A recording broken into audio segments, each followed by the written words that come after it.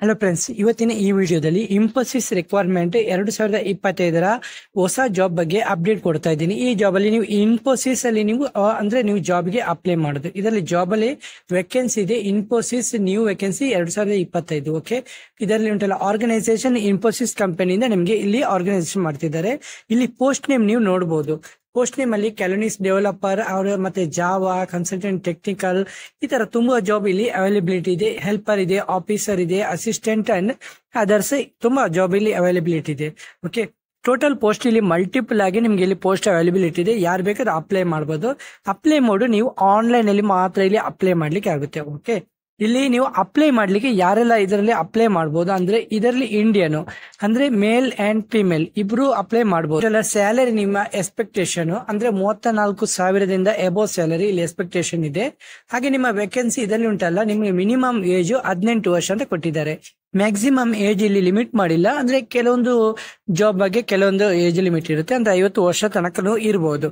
Okay, ಮತ್ತೆ ಇದರಲ್ಲಿ application fees ಯಾವುದೇ ಫೀಸ್ ಇಲ್ಲ. ಇದು 0 ಪೀಸಸ್ ಅಪ್ಲಿಕೇಶನ್ ಫೀಸ್ ಅವೈಲಬಿಲಿಟಿ ಇದೆ. ಫ್ರೀ ಆಗಿ ನೀವು ಇದರಲ್ಲಿ ಅಪ್ಲೈ ಮಾಡಬಹುದು. ಇದರಲ್ಲಿ ಸೆಲೆಕ್ಷನ್ ಪ್ರೊಸೆಸ್ ಇದೆಯಲ್ಲ, ಇದು no exam, direct selection. Education qualification ಇದೆಯಲ್ಲ, ಅದು 10th ಪಾಸ್ ಆಗಿರ್ಬೇಕು ಮಿನಿಮಮ್. ನಂತರ 10th 12th ಇಲ್ಲಾಂದ್ರೆ ಗ್ರಾಜುಯೇಟ್ IIT ಯಾವ್ದು ನಿಮ್ದು ಕಂಪ್ಯೂಟರ್ ಸೈನ್ಸ್ ಯಾವ್ದು ಆಗ್ಬೋದು. ಮಾತ್ರ ಡಾಕ್ಯುಮೆಂಟ್ ನಿಮ್ಮ ಹತ್ರ ಪಾಸ್ಪೋರ್ಟ್ ಸೈಜ್ ಫೋಟೋ ಇರಬೇಕು. ನಂತರ ನಿಮ್ಮ ಡಿಜಿಟಲ್ ಸಿಗ್ನೇಚರ್ ಇರಬೇಕು.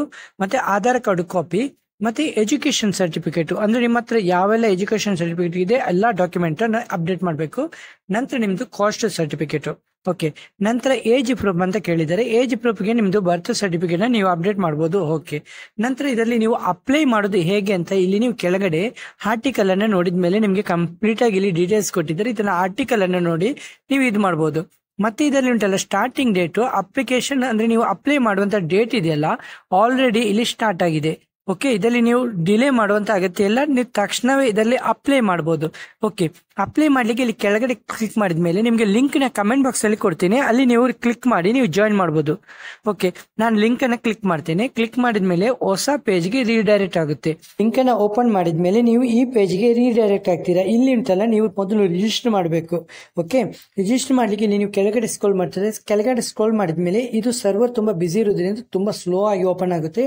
ನೀವು ಲ್ಯಾಪ್ಟಾಪ್ ಅಲ್ಲೂ ಓಪನ್ ಮಾಡಬಹುದು. ಓಕೆ, ನಂತರ ಇಲ್ಲಿ ಯಾವ್ಯಾವ ಜಾಬ್ ಇದೆ, ಇದಕ್ಕೆ ಯಾವ್ಯಾವ ಕ್ವಾಲಿಫಿಕೇಶನ್ ನೀವು ಆಲ್ರೆಡಿ ನೋಡಿದೀರಾ ಎಲ್ಲಾನು ಇಲ್ಲಿ ಮೆನ್ಷನ್ ಮಾಡಿದ್ದಾರೆ. ಅದನ್ನು ನೋಡಿದ ಮೇಲೆ ನೀವು ಇಲ್ಲಿ ಅಪ್ಲೈ ಮಾಡಬಹುದು. ಇದೇ ತರ ನಿಮ್ಗೆ ಇಷ್ಟವಾದ ಜಾಬ್ ಮೇಲೆ ನೀವು ಅಪ್ಲೈ ಮಾಡಬಹುದು. ನಿಮಗೆ ವಿಡಿಯೋ ಇಷ್ಟವಾದರೆ ಚಾನೆಲ್ಗೆ ಸಬ್ಸ್ಕ್ರೈಬ್ ಮಾಡಬಹುದು. ಹಾಗೆ ನಿಮ್ಮ ಫ್ರೆಂಡ್ಸ್ ಗಳಿಗೂ ವಿಡಿಯೋನ ಶೇರ್ ಮಾಡಿ, ಅವರಿಗೂ ಜಾಬ್ ಅವೈಲಬಿಲಿಟಿಗೆ ಅಪಾರ್ಚುನಿಟಿ ಅಂದ್ರೆ ಅಪ್ಲೈ ಮಾಡ್ಲಿಕ್ಕೆ ನೀವು ಹೆಲ್ಪ್ ಮಾಡಬಹುದು. ಓಕೆ ಫ್ರೆಂಡ್ಸ್, ಒಂದು ವೇಳೆ ನಿಮಗೆ ಹೆಚ್ಚಿನ ಮಾಹಿತಿ ಬೇಕಾದ್ರೆ ಕಮೆಂಟ್ ಬಾಕ್ಸ್ ಅಲ್ಲಿ ಕಮೆಂಟ್ ಮಾಡಬಹುದು. ಈ ವಿಡಿಯೋದಲ್ಲಿ ಇಷ್ಟೇ ಫ್ರೆಂಡ್ಸ್, ನೆಕ್ಸ್ಟ್ ವಿಡಿಯೋದಲ್ಲಿ ಸಿಗುತ್ತೇನೆ. ಅಷ್ಟವರೆಗೆ ಬೈ ಬಾಯ್.